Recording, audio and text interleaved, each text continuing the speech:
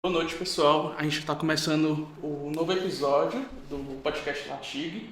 Dessa vez é com o Dr. Diego Bezerra.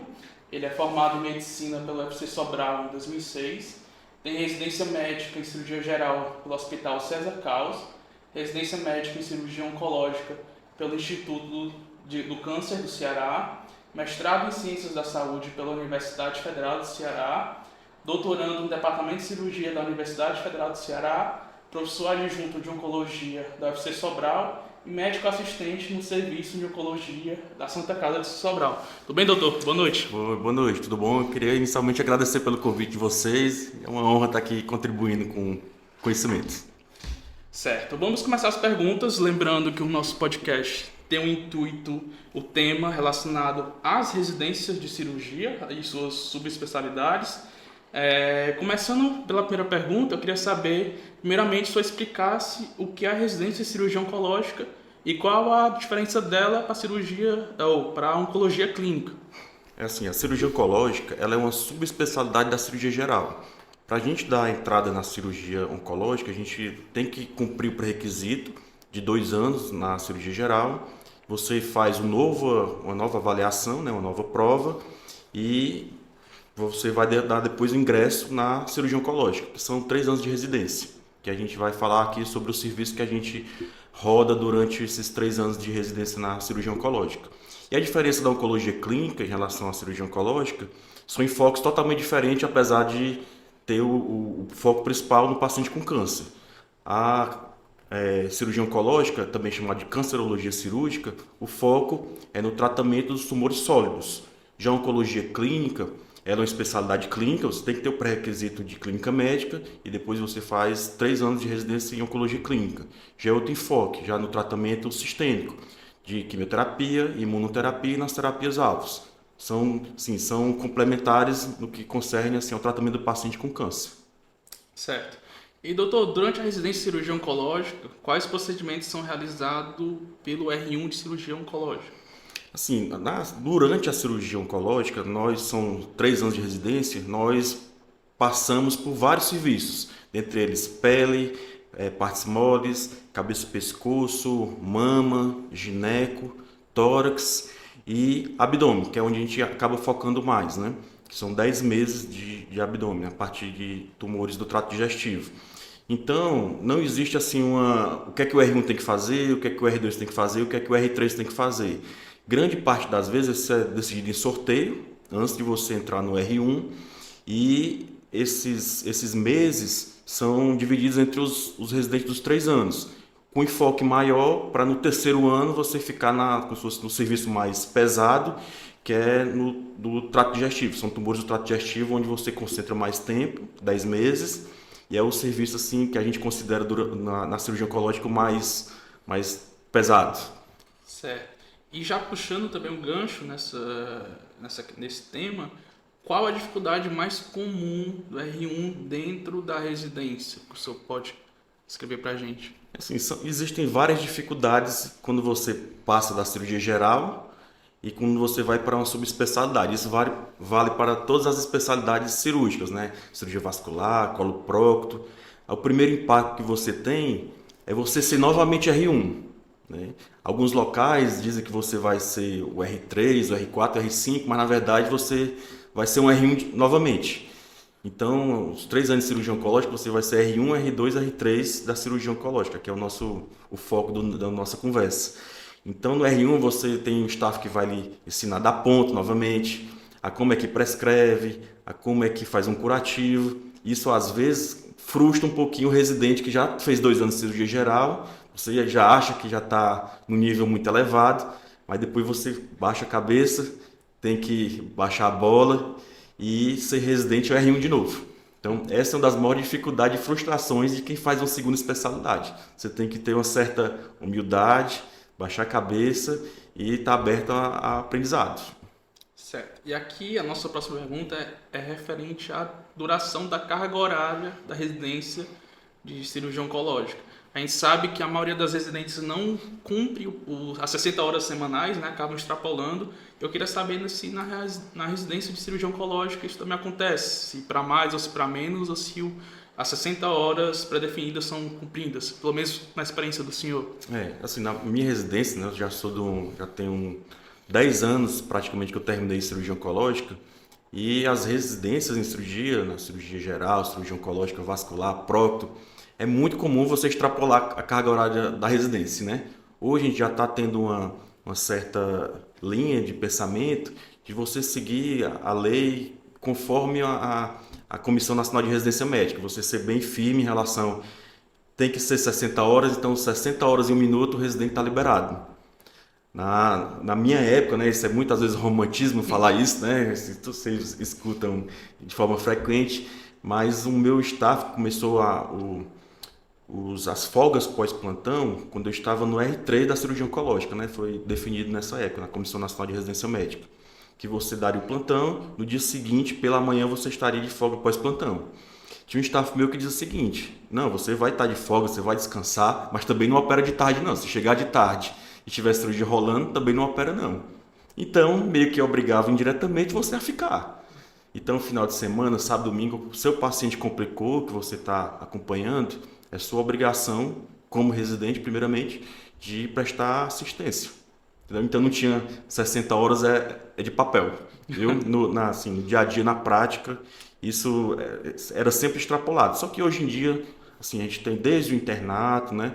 Do internato, residências básicas, né, cirurgia geral, GO, pediatria, clínica médica, está tendo um esforço de adequar o horário da residência, a quantidade de horas previstas, para serem cumpridas de forma legal, porque isso leva o residente a uma diminuição do aprendizado, aquele burnout, o residente fica, assim, não vai ter um aperfeiçoamento adequado, que é um momento tão importante na vida do profissional, que é a residência médica, né? É um momento também de aprendizado, né?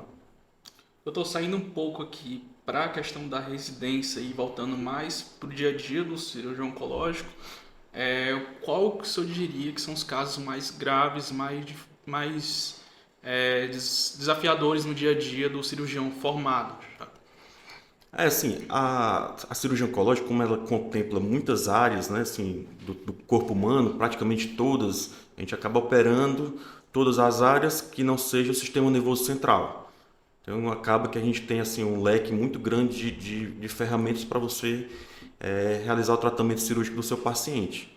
Então, o trato digestivo acaba sendo a pedra, como se fosse a pedra-chave, a mais preocupante em relação à gravidade dos tumores.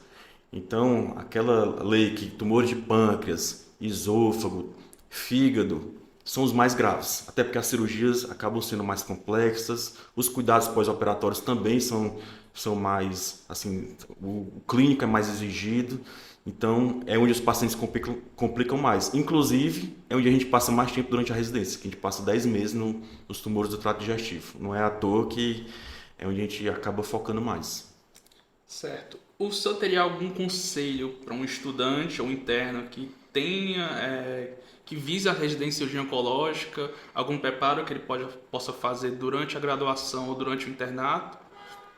Não, assim, quando a gente está falando da cirurgia oncológica, já é uma subespecialidade cirúrgica. Uhum. O que eu costumava falar com os residentes é o seguinte: você tem que primeiro ver tudo, né, para decidir o que é que você não quer. Depois que você decidir o que você não quer, aí você tem que focar no que você quer, né? Isso desde o internato. No internato, como a gente fica passando por todos os serviços básicos, você fica deslumbrado. Não tem como ficar, eu vejo ginecologia obstetrícia, não ficar deslumbrado. Pediatria menos, mas tudo bem, né? Clínica médica, é muito legal, né? Então você tem que saber o que você não quer. Aí depois, no segundo tempo, eu vou saber o que você quer.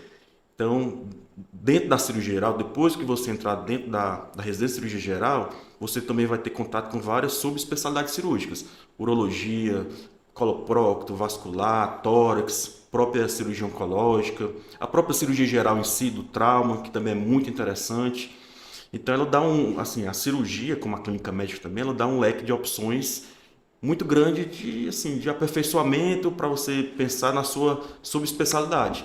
E a cirurgia oncológica, ela tem uma coisa muito legal, como você acaba operando praticamente todos os sistemas, os órgãos do corpo humano, você tem que ter um conhecimento mais refinado de anatomia, um conhecimento mais refinado da técnica cirúrgica, os pós-operatórios acabam sendo mais complicados. Então, assim, quem gosta dessa parte de anatomia, de fisiologia, inclusive da própria oncologia, de estudo da biologia molecular dos tumores, é um caminho a se pensar. Mas isso tem que ser assim, muito bem assim, escolhido, porque no futuro você vai ver que não é só isso, né? A gente passa por muitas complicações, às vezes a relação com os familiares, pacientes, nem sempre é tão amena como a gente acha que é, quando a gente vê nos ambulatórios da faculdade, né? E ela, assim, é uma especialidade bem legal, interessante pela gama de tumores que você vai operar. Mas pensando na responsabilidade, também induz uma grande responsabilidade, né? O ideal também não é ir com a cabeça fechada para aquilo. Nunca. Experimentar todos, como o senhor falou, né? Todos. O que gosta, o que não gosta e no final das contas decidir. Certo. A próxima pergunta é: qual instituição afeta a residência de cirurgia oncológica no Ceará? E se tem outras instituições almejando a abertura de residência no nosso estado?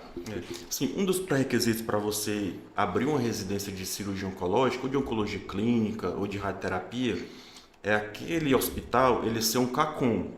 O que é esse CACOM? É como se fosse um centro de alta complexidade de oncologia. Existem os CACONs, os UNACONs e os hospitais gerais que com aperfeiçoamento em oncologia, que tratam também oncologia. Então, ainda hoje no nosso estado, aqui no Ceará, existem só 2 CACONs, que é o Instituto do Câncer, onde temos residência de cirurgia oncológica, oncologia clínica e radioterapia, e o outro CACON que nós temos no estado, aqui na Santa Casa, em Sobral, que é um projeto futuro, né? Na verdade, vai ser obrigatório, em algum momento, a Santa Casa estruturar para ter residência nas especialidades oncológicas. Vai ter que ser realidade, não é porque a gente quer ou que não quer, não, é porque é uma obrigação, na verdade, de dar essa diretriz do CACOM. Certo. Existem muitas subespecialidades em cirurgia oncológica? Existem, né? As subespecialidades, elas contemplam exatamente alguma dessas áreas, sub-áreas que você passa. Por exemplo, existem subespecialistas em sarcomas, subespecialistas em melanomas, subespecialistas só em doenças do tórax, tumores torácicos, tumores ginecológicos, tumores do trato digestivo e mama, uro. Então você pode assim, ter um leque de opções em relação à subespecialidade. Seria como se fosse um R4 de cirurgia oncológica, que nós não temos ainda aqui no Ceará, mas os colegas que fazem como se fosse o R4 de cirurgia oncológica, normalmente vão ou para o INCA, o INCA no Rio de Janeiro, o AC Camargo, que é em São Paulo, capital, ou para o Hospital de Barretos, que é no interior de São Paulo. São hospitais de referência na América Latina no tratamento de câncer. Esse R4 seria o famoso Fellow ou tem diferença? Não, existe a diferença, né? O Fellow, assim, o que você vai fazer, praticamente a mesma coisa, né? Só porque a residência médica você faz uma prova e entra como se fosse uma residência qualquer. Você vai receber uma bolsa do Ministério da Saúde, você vai cumprir aquela carga horária. Já o Fellow, ele pode ser tanto remunerado como não remunerado. Inclusive, você pode fazer algum Fellow você pagando. Entendeu? Como se fosse uma pós-graduação. Então, é só nomes, né? Mais definição. Mas o que você vai fazer lá é a mesma coisa. Não tem essa diferença no dia a dia, no assistencial para o paciente. Né? Só a forma de entrada e de... Entendi. E como é que você vai ser nomeado no futuro, né? Correto. Doutor, como o senhor enxerga o campo de trabalho para a cirurgia oncológica atualmente nos próximos 5 anos? Eu não falo nem, Tibério, nos próximos 5 anos, não. Eu falo nos próximos 10, 15, 20 anos. A gente tem uma tendência na população geral de envelhecimento. Isso já a gente vê no dia a dia, né? Antes as famílias que tinham 10 filhos, 8 filhos, hoje está cada vez diminuindo mais e esses idosos estão também vivendo mais. Em oncologia, quanto mais você vive, maior a incidência de tumores, no geral. Então, cada vez mais vai ser necessário um olhar especial para esse grupo de idosos, tanto as especialidades clínicas como cardiologia, endocrinologia, a própria geriatria, né, que vai cada vez mais ter um papel fundamental no cuidado desses pacientes, e a oncologia também entra nesse bolo. Então, infelizmente, né, a população vai envelhecer mais, felizmente, mas infelizmente também acarreta um maior número, uma incidência maior de câncer. Então, para quem quer oncologia e vai se aventurar por essa área, eu acho que vai ser muito bom. A gente vai cada vez ter mais necessidade de oncologistas, né? A idade é um fator de risco para o câncer, né? O maior, né? Certo. Doutor, essas foram as perguntas. Eu quero agradecer em nome da Liga de Técnicas e Habilidades Cirúrgicas pela disponibilidade do senhor, por ter vindo aqui e respondido as perguntas, ter contribuído com o nosso podcast. O senhor quer falar mais alguma coisa? Não, eu só queria primeiro agradecer a vocês pela lembrança do meu nome e contribuir com o aprendizado de vocês e dizer que a oncologia ela é uma especialidade que é apaixonante. Todo mundo que inicia, vocês estão passando agora pela oncologia, vocês vão ver como é apaixonante. Vocês têm ótimos professores aqui no INTA, são pessoas conhecidas, nossas, muito bom, muito gabaritadas. Então, é uma especialidade apaixonante, né? Como tem umas que você passa e você nunca mais sai. Oncologia é uma dessas, né? Que você não tem como fechar os olhos para oncologia. Então, assim, quem tem um interesse em oncologia, obviamente esse interesse vai ser assim majorado no futuro, é uma especialidade interessante. Eu, pelo menos, sou eternamente apaixonado pela oncologia e eu escolhi a partir da cirurgia geral. Eu abri os olhos para a oncologia quando eu estava fazendo cirurgia geral, que eu me espelhava muito no staff que eu tinha, que eu ainda tenho, na verdade, por amigo e por modelo de cirurgião, que me serviu de inspiração para eu fazer a especialidade. E hoje eu sou quem sou, graças a ele. Certo, doutor. Muito obrigado, viu? Boa noite. Boa noite, até mais.